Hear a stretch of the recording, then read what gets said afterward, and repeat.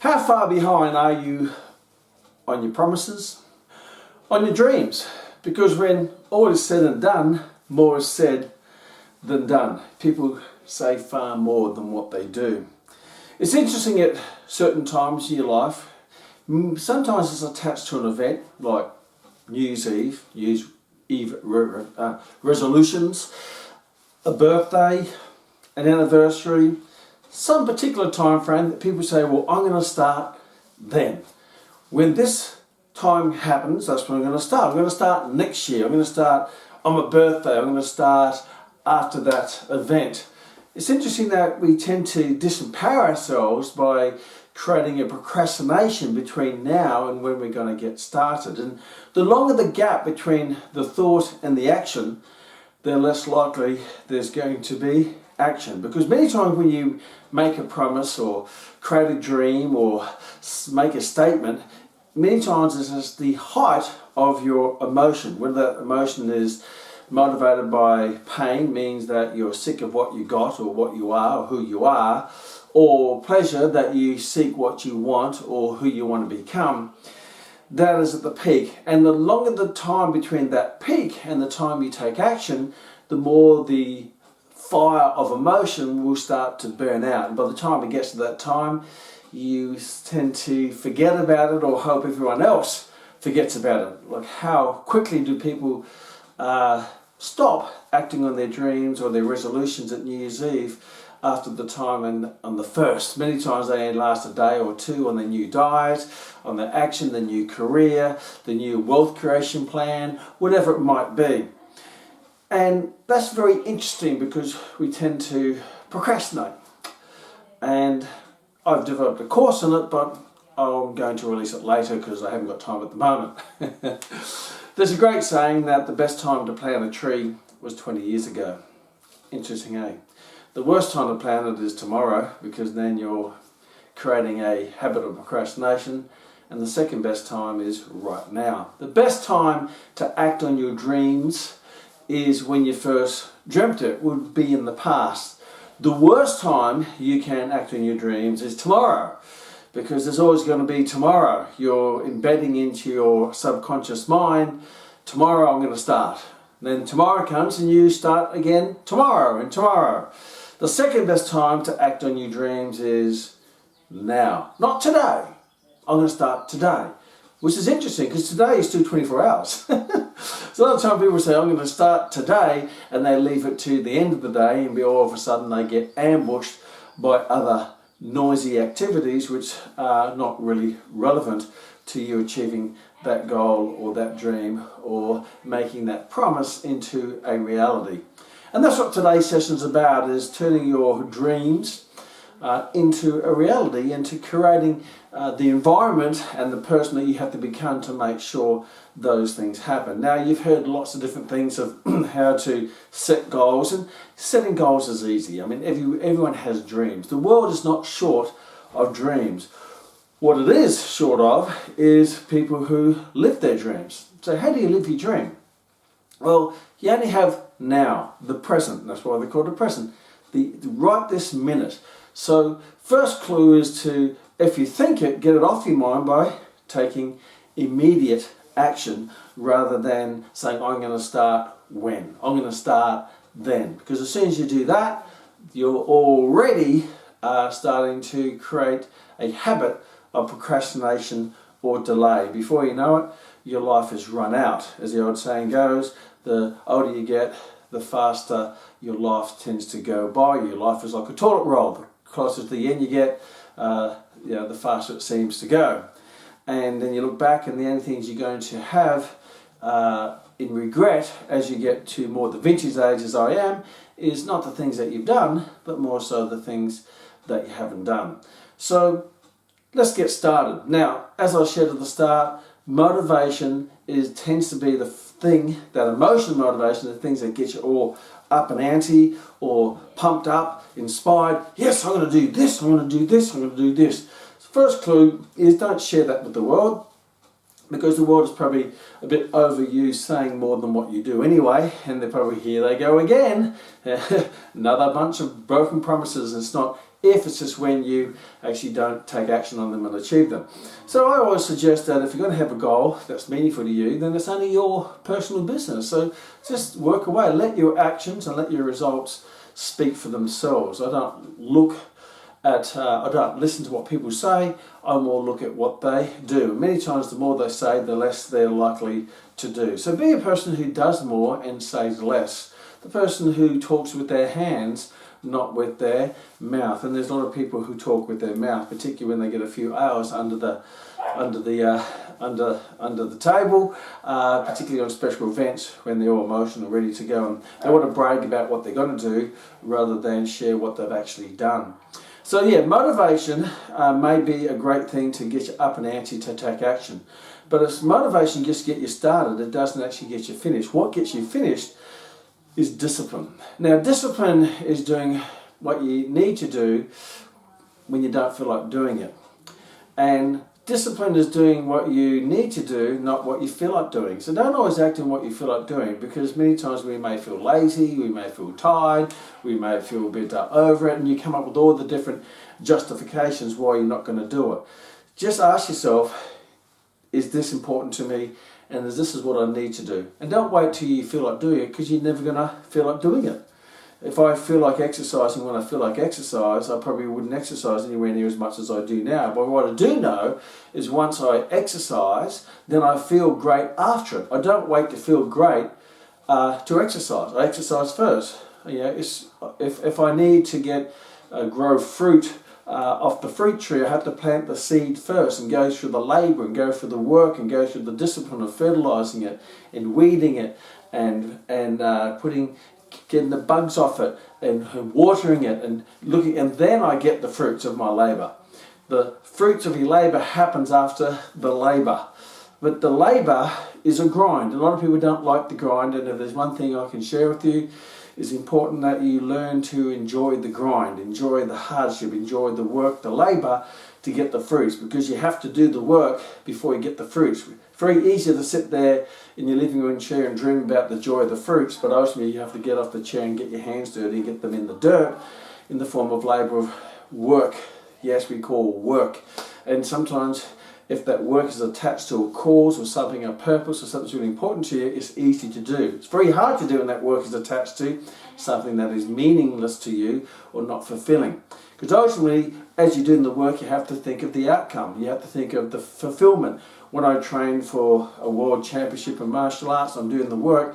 As I'm doing it, I'm visualizing the outcome, the gold medal, the podium, the fighting, and I'm enjoying the grind, because that grind and that is attached to the joy of the accomplishment. Now, the first thing you have to understand is when you start doing the work, which means you have to take action. And when you take action, not tomorrow, not later, not when, not then, but right now. Because as soon as you take the action, you get a sense of accomplishment. You get a sense of achievement in those, because big goals are made up of a lot of little goals. And that goal might be just doing the daily training session, or the daily learning session, or the daily planning session, or the daily budgeting session, or the daily working on the relationship session. So all those little goals will lead to a positive emotion after it. And if you keep building on those little goals, they'll eventually achieve the big goals. And any big goals are made up of lots of little goals. A big shot is a little shot. A big shot is the little shot who keeps firing. You've got to keep going through the work, which you have to keep doing the action. So become an action hero. Become an action hero. Yes, I'm going to take action. How much actions? Now, what's also important to understand is not a positive action won't always lead to a positive result.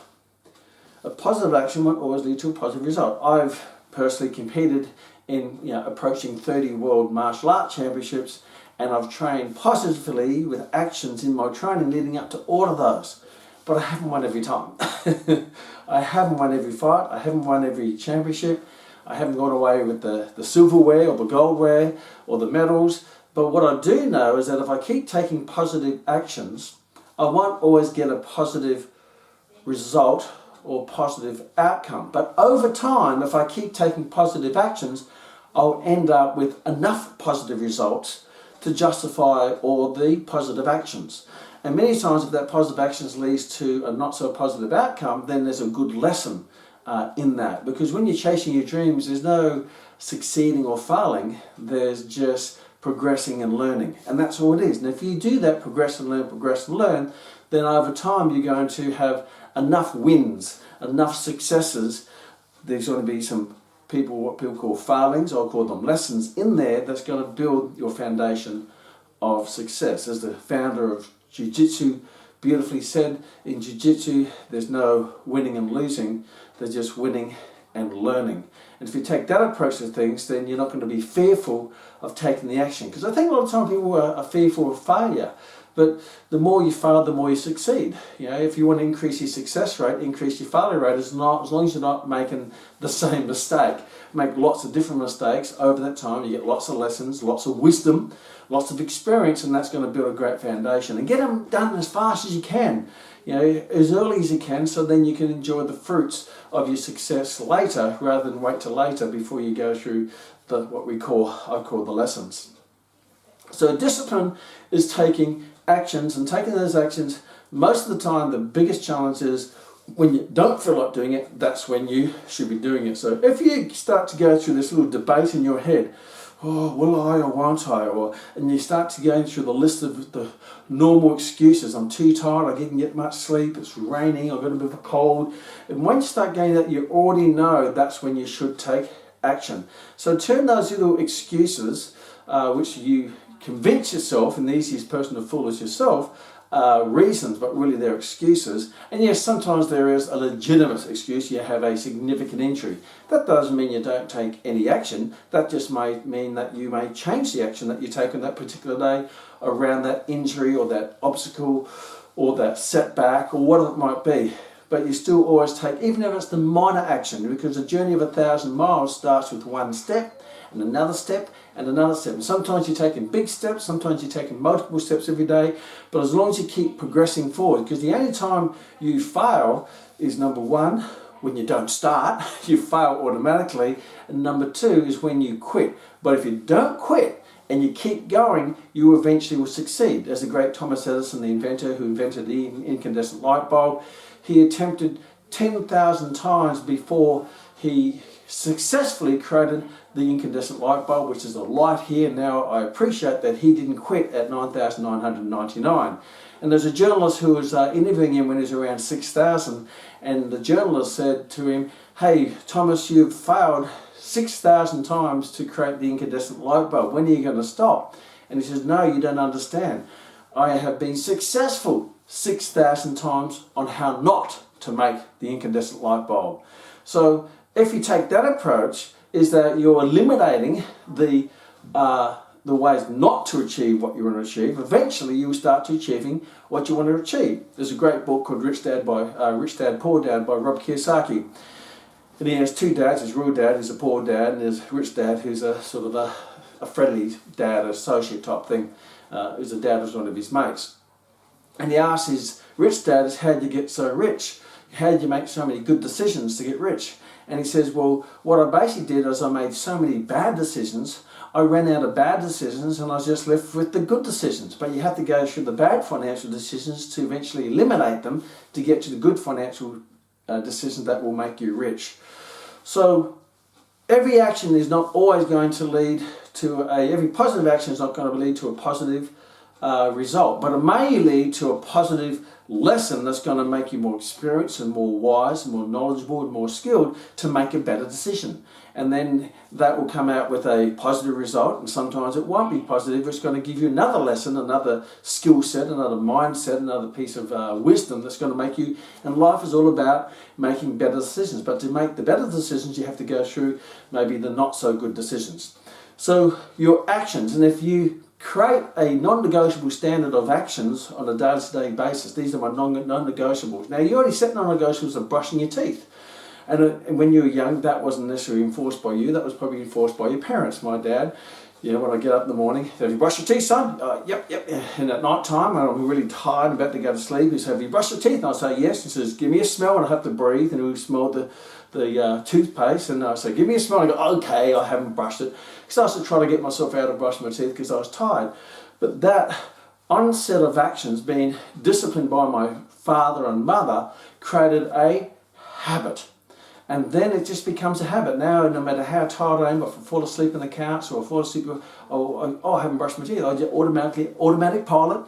I don't even think about it. I get up and brush my teeth. And if you can go through that discipline, you have to have conscious discipline first to turn that continual action that's going to build all the little stepping stones to take you to the peak of your success, whatever area in life that may be. And there's going to be multiple areas, whether it be personal relationships or wealth creation or health or career and business. Then those actions eventually will just kick in to just become a habit. And there's an old saying, I don't know if there's any science to it, that you have to do something 21 times repetitively before it turns into a habit.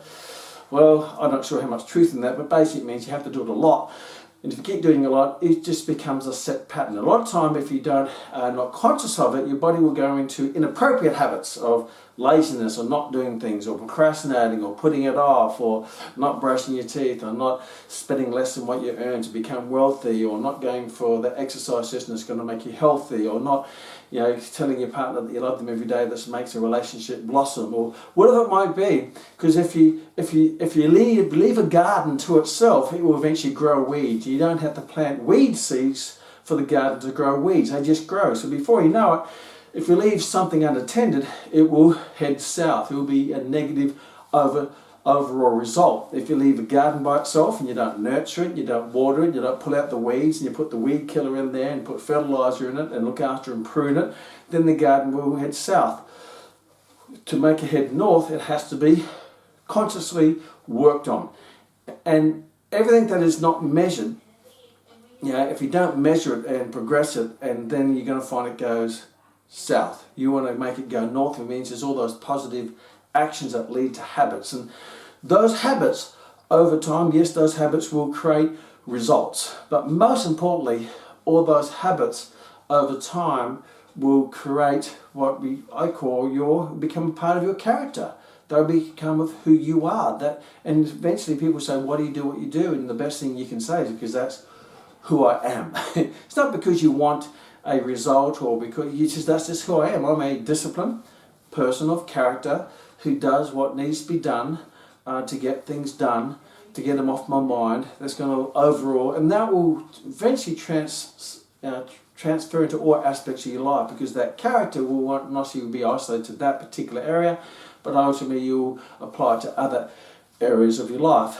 So your disciplines will create what we call your actions, and if you repeat them and you're conscious in your discipline, so you're conscious of making positive actions, that's going to lead to positive results or positive lessons that help you take more positive actions, more informed positive action based on experience and wisdom now, that will lead to more positive results or higher positive lessons. And you'll actually go into a higher level of thinking and a higher level of actions. But you have to start with the little things. If you can't be disciplined in the little things, how you expect to be disciplined in the big things? If you can't be disciplined in managing $1, how are you going to be disciplined in managing $1,000 or $10,000 or $100,000 or $1 million? You have to become a dollar heir before you can become a $100 heir. You have to be a $100 heir before you can become a $1,000 heir, and you have to become 1,000 heir before you become 100,000 heir. You have to become 100,000 heir before you become a millionaire. So don't think too big, just think direction and start taking those little actions. The dollar heir to the 100 heir to the 1,000 heir to the 100,000 heir to the millionaire to the multiple millionaire. But the character that's been built that you have as the millionaire has started to be built at the dollar heir. And that's just looking at money and finance as an example. But you can apply that to happiness or business or career or health. If you can't do the little things from a healthy point of view, if you choose the apple over the donut, and there's not anything wrong with having a donut, but if you're always choosing the donut, then you're going to start looking like a donut. It's okay if most of the times you choose the apple over the donut, and you're picking the donut for the right reason, not because it's a negative habit that you've created, but because it's something you really enjoy as the big picture of your life and health, then that's okay. So everything is, I guess, relative to what you want to achieve. Everything in proportion, everything in moderation. So your actions over time will eventually lead to the building of your character. And once you've built your character, then your character has an inner compass that will determine your destiny. So you start with your motivational dreams. Yes, I want this, and I want to become this, and I want to have that, and I want to go there, and I want to have whatever it might be. They're all your dreams, and they're all motivated by emotion. But you can't rely on emotion, because emotion goes up and down, it goes all over the place. That emotion has to be harnessed and directed at that particular time immediately into disciplined actions. And if you put them into disciplined actions, and then you do them no matter what, and you do them especially when you have all the reasons not to do them. If you do them when you don't want to do them, then that's going to be, and that's really because there's going to be more times that you don't want to do them than times you want to do them, but that's the time you have to do them. Though eventually those actions will convert into, into habits, and your habits over time will build your character, and your character will now set in stone in your direction that will determine your destiny. So if you start going through that, but if you're just always in that little initial motivation stage and waiting to be motivated, then you're going to be dramatically disappointed. Because any great sports person, any great entrepreneur, any great person in a great relationship, a relationship requires disciplined actions every day to look after their loved ones and be conscious of that, and eventually that will become habit. I know when I grew up, I was very fortunate to be growing up with some wonderful parents who had very strong habits in how they did things, but all those habits were very positive habits. You know, I had to be home before dark, and I had to be home for dinner. We always sat at the dinner table, and there's no TV. Well, I didn't grow up in TV in New Guinea anyway, but when there was a TV, we had the TV off. And I wasn't allowed in the house during the day, on any day. For the weekend, I had to go, and I had to go and find things to do, to be ride a bike and climb trees or whatever it might be. So I was very active, but it's because my parents set those standards in my life that it was not conducive to sitting on my bed watching Facebook, which wasn't existed back then, but it was very conducive. The only time I was allowed in the house was to get a drink, and the only thing we had was water or something to eat, which is a bowl of fruit. So they set very strong disciplines, and those disciplines that were set, and they were monitored, and they were protected, and they became non-negotiable standards. And I knew that there's no grey, it's black and white. And they became habits, not of just them and how they conducted their life. I look back and how they conducted their life. They were very disciplined in how they cleaned the house, and their dad would always be in the garden, and he'd always work on the car, and he'd always make sure nothing was ever left unattended. His garden was immaculate, the house was always immaculate, our life was immaculate. Everything was really, really disciplined in how, and I just fell into that discipline. That became a part of just a simple habit. I didn't question it. I didn't say, hey, but today I want to stay inside. No, that wasn't even a question. And that wasn't even considered. That wasn't even entertained. Even how I behaved. And I remember my dad strapped me one time because I said the word shit. And that was his standards, no swearing. And I remember that. And I knew I shouldn't have sworn, but I swore at one of my mates, and my dad overheard it, and he roused up me.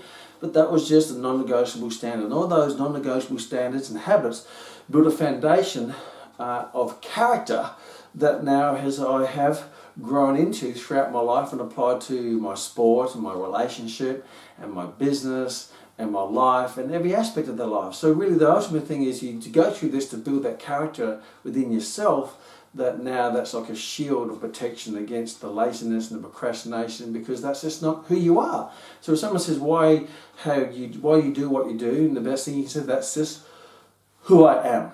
And remember, in life there's only ever two options, and you have many decisions. In life you have limited life but have unlimited decisions.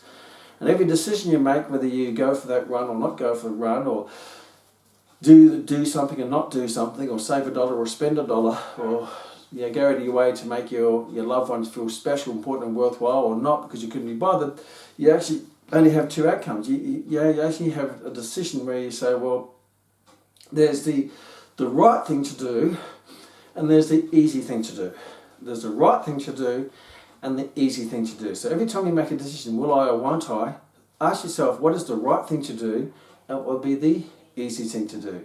Now, the right thing to do is many times the harder thing to do because it requires discipline, it requires a bit of effort, it requires a bit of inconvenience. But success is inconvenience, right? But doing the harder thing will make life easier later. Doing the easy thing will make life harder later. So if you do the right thing where, say, you invest $1 and spend $1, at later in life you become wealthy and you have no hardship in terms of financial security or financial independence because you get wealthy because you're investing $1. Not all those dollars will turn into multiple dollars through the process of compound interest, but most of them will. But if you do the easy thing is spend $1, which is easy to do, and sometimes short-term enjoyable because you spend money and you go, oh, well, that was fun. But ultimately, when you get older, you're broke, and now life is hard because you have no money. The right thing to do is to say to your partner, I love you, versus the easy thing is, oh, I haven't got around to it yet. If you do that, then that's a little bit of effort, a little conscious thought, and that will build into a loving long-term relationship with your soulmate. If you don't say that, and that will transfer into other aspects of your life, and before you know it, the marriage will fall apart, or the relationship will fall apart. The right thing to do, well, I want to go for a run today, if you have to ask that question, you already know the answer. So if you have to ask the question, you already know the answer. And if you say, yes, I go for my run, and if you do that, that's going to build your respiratory and your cardiovascular and muscular system, but most of all, it's going to build your discipline and your habits and your character. And then that's going to make the next decision easier, and the next decision easier, and that's going to lead to a life of being healthy, fit, strong, and all those wonderful benefits, mentally and physiologically. But if you say, I'll do it tomorrow, then you're creating a habit of doing it tomorrow, and you don't do it. Before you know it, your health is compromised, you get overweight, you get sick, you lose muscle, you get unfit, and then life becomes hard when you're not healthy. Life is easy when you're healthy. Life is hard when you're broke. Life is easy when you're rich. Life is hard when you have a poor relationship. Life is easy when you have a magnificent relationship. Life is hard when you have a job you don't like or you hate. Life is easy when you have a career or business that you love. But all of those end results are based on your immediate actions of the day. And goals are not achieved over years and decades. They're achieved under the micro of days upon days upon days. But every good positive action you take will make that decision easier the next time, to make it easier the next time, and that will become your character. And you'll get to the point where you don't even have to think, will I or won't I? You'll just be doing it because that's just who you are, a person of character. See you in the next KMAX.